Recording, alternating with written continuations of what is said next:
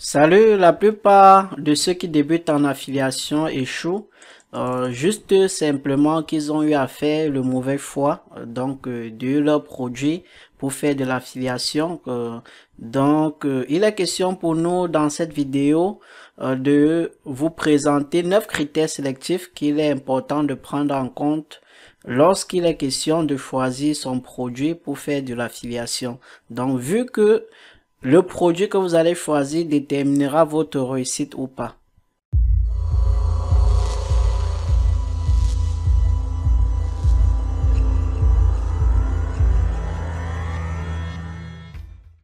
Bienvenue à tous dans cette vidéo. Mon nom est Michael Mika et sur cette chaîne YouTube Growth Business Croissance Rapide, je partage avec mon public des stratégies marketing.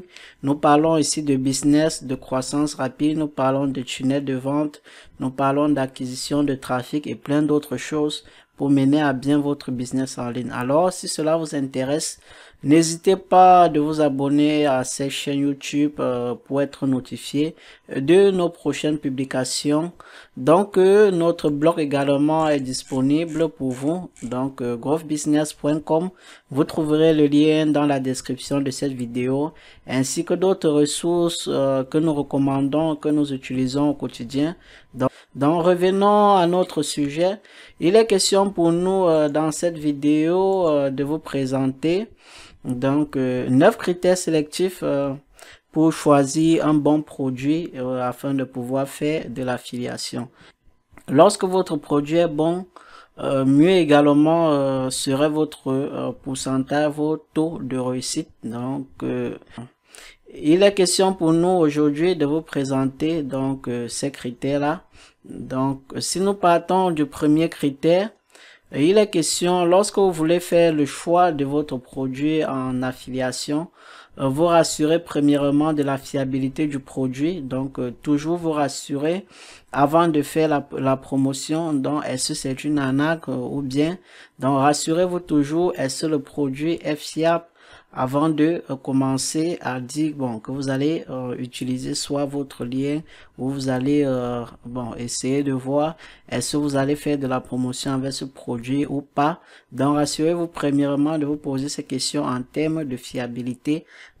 Ça peut s'avérer peut-être être négligeable pour certains, juste que on aimerait partager un lien et lorsque quelqu'un clique ou si passe commande ou si passe à la caisse que vous recevez des commissions. Mais sachez qu'avant toute chose, votre réputation en jeu. Donc il est important que votre clientèle, en fait, ils vous connaissent, c'est vous qu'ils connaissent. Donc il est important que lorsqu'ils achètent, qu'ils aient confiance, qu'ils sachent que oui, vous leur recommandez quelque chose vraiment de fiable. Ok. En deuxième critère, nous allons parler de vérifier la qualité de la page de vente. Donc, elle est très importante pour une page de vente bien faite. La plupart des cas, le taux de conversion en fait seront élevés vu que le vendeur a pris du temps pour vraiment faire de la page de vente. Donc, il est important pour vous de vous rassurer que du produit auquel vous voulez faire la promotion est une bonne page de vente. Donc, en troisième, nous allons parler de la qualité du produit. Rassurez-vous toujours, est-ce que le produit est un infoproduit ou est-ce que le produit est un service ou est-ce que le produit que vous faites la promotion est un produit physique. Donc, rassurez-vous premièrement de la qualité en fait du produit avant de savoir à quel public est-ce que vous allez proposer ce produit. Donc, c'est très important de prendre en compte la qualité du produit. Et en quatrième, nous allons vous poser la question de savoir est-ce que le vendeur propose-t-il des outils de promotion. Si le vendeur propose des outils de promotion, c'est à vos avantages puisque vous allez gagner énormément en temps. Donc question de soit écrit. Donc rassurez-vous, est-ce que le vendeur propose des outils de promotion? Si tel est le cas, alors tant mieux. Et en cinquième, nous allons parler de la popularité du produit. Et dans ce domaine, il y a également un piège. Donc le piège serait de plus le produit est populaire, ce qui veut dire nombreux font de l'affiliation et le marché peut être également très saturé. Donc ce qui veut dire premièrement, c'est une bonne chose lorsque le produit est populaire, simplement parce que vous n'auriez pas trop à vous casser la tête pour pouvoir convaincre un prospect à pouvoir acheter le produit. Mais par contre, la concurrence peut être rude. Donc, rassurez-vous sur le produit populaire. Bon, à vous maintenant de mesurer en termes de votre investissement. Est-ce que vous allez investir dans de la publicité pour promouvoir ce produit ou est-ce que vous allez utiliser du trafic organique? Donc, rassurez-vous de ce point-là. En sixième, le taux de conversion.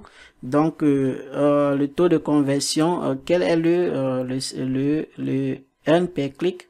Donc, si vous vous inscrivez par exemple sur des plateformes comme Clickbank, propose des outils donc pour vraiment avoir tous ces détails donc, en termes du taux de conversion. Mais bon, la plupart des plateformes, avant que les vendeurs, pour certaines plateformes, autant pour moi, avant que les vendeurs ne mettent le produit sur la plateforme, ils font à la base de ce qu'on va faire, ce qu'on appelle du sprint test. Donc, ils vont tester plusieurs campagnes afin de pouvoir savoir quel est le EPC donc, de ce produit. Si le taux de conversion est élevé, alors lancez-vous.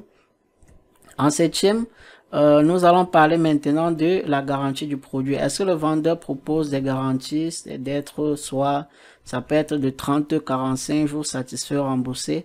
Pour des produits auxquels on ne propose pas de garantie, souvent ça va être très difficile à pouvoir convaincre quelqu'un de pouvoir acheter parce que la garantie également, bon, ça met plus le client en confiance et donc votre probabilité à faire les ventes seront élevées. En huitième point, nous allons parler du créateur du produit. Si le créateur du produit est vraiment absolument anonyme, alors abstenez-vous vraiment de faire la promotion de ces produits. Vous devrez de part et d'autre, dans certains cas, contacter même le vendeur. En fait, discuter avec lui, savoir quel est son état d'esprit et autres. Donc, dans ce cadre-là, vraiment, c'est en fait des stratégies pour des affiliés vraiment poussés. Ok, mais déjà, vous pouvez déjà commencer à faire comme des professionnels. Donc, contacter le vendeur, discuter avec lui et bon, poser même la question de savoir ce qui lui a motivé, qu'est-ce qui lui a poussé à pouvoir mettre ce produit sur le marché et bien d'autres. Comme cela, vous aurez peut-être, par exemple, de nombreuses idées pour pouvoir également écrire soit des textes de vente et bien d'autres. Donc, rassurez-vous de checker ce point. Et en neuvième, donc, faites quelques recherches en ligne au niveau dans des avis et des commentaires si le produit est un peu populaire. Est-ce que c'est de l'arnaque ou pas? Donc, posez des questions, recherchez dans des forums et bien d'autres. Et si le produit est encore nouvellement sur le marché, bon, vous pouvez donc prendre les risques et rendre ce produit populaire. Ok, en conclusion, nous allons dire choisir un bon produit affilié, donc augmentera vos chances à faire des ventes. Ok, donc mais par-dessus tout, soyez ingénieux et suivez également votre intuition. Donc en termes de votre niche, en termes de votre marché, ça pourrait arriver, ça pourrait avérer, autant pour moi, que par exemple que la part de vente ne soit pas bien faite, peut-être que le vendeur n'a pas eu à donc prendre des services d'un copywriter, donc du coup peut-être le vendeur a essayé de bricoler par lui-même, mais par contre le produit pourrait être d'excellente qualité. Donc basez-vous un peu sur vos expériences et vos intuitions et faites vos propres conclusions. Donc ça c'était 9 critères sélectifs pour pouvoir choisir un bon produit affilié. Donc merci d'avoir regardé cette vidéo jusqu'à la fin et laissez-nous un pouce bleu si vous avez aimé et donnons-nous rendez-vous dans les prochains tutoriels. Abonnez-vous également pour les prochaines vidéos. Merci.